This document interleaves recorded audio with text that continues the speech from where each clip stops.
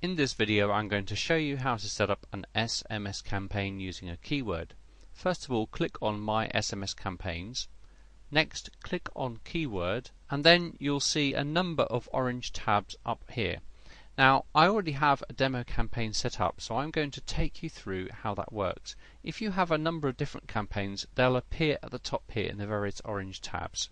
So let's click on Demo Campaign, and it's loaded up my particular campaign that I'm going to show you now. The first two steps of the campaign you must fill in, and the rest are optional. First of all, I'm just going to show you how to fill in these two steps, and then I'll take you through these optional extras. So in order to edit the step, you need to click on the plus sign here. Here I've given the campaign a useful title that helps me to remember what the campaign is about. Then I've put in a tracking name here, so for example if you have a sales team with a number of people, you can assign this campaign to each person, and there is a unique keyword as well. If you have a short code, then you can select the keyword from this drop down menu. In this example I don't.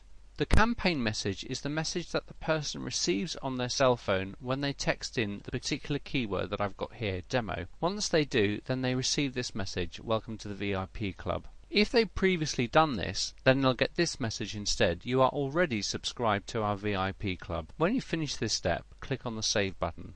The next step is to choose your phone number. Here I've only got one number on the system, so I select my number, I click update, and then it will appear here on the left hand side, and then I click save. The remaining options are useful but they're not required. Let me show you how they work. If you want to have double opt-in subscribers, it means that the person texting in must verify that they really do want to receive information, and you can do this in a number of different ways.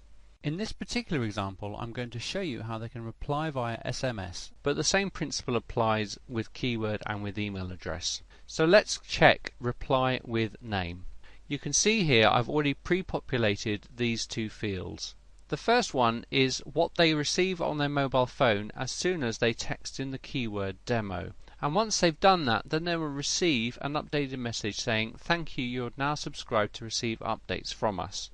The final and third message they will receive is the one I showed you earlier on, where it says welcome to our VIP club. We recommend that you set these messages to be received before the main campaign starts, but if you prefer you can do it afterwards. The default time wait for response is 1 hour. In other words, when they get this message back on their mobile phone, they have up to an hour to subscribe to the campaign. If they don't do that, then they remain blocked on the system. If you're running a double opt-in campaign, we don't recommend that you set this to active, because it would mean if they didn't complete this verification process, they would still get opted in. So leave this as block. Once you've filled in these different fields, press save, and then this becomes active. If you wish to receive a subscriber notification, click on the plus here and then select yes. You can choose to receive notification via SMS, email, or an electronic voice.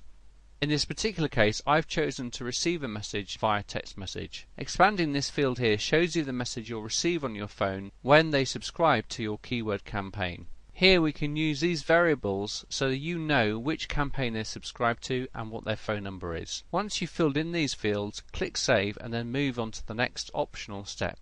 If you have a large number of subscribers subscribing to your campaigns, you might wish to split test the received message that they get on their mobile phone once they're subscribed. Remember, the message they get on their phone once they subscribe to your campaign is welcome to the VIP club. In the split test example, you might want to change that to something else to see whether or not that affects the number of people subscribing, in which case you would click on yes and choose a welcome message and then click save. Finally, in the advanced campaign option, you can specify an autoresponder or even start another campaign.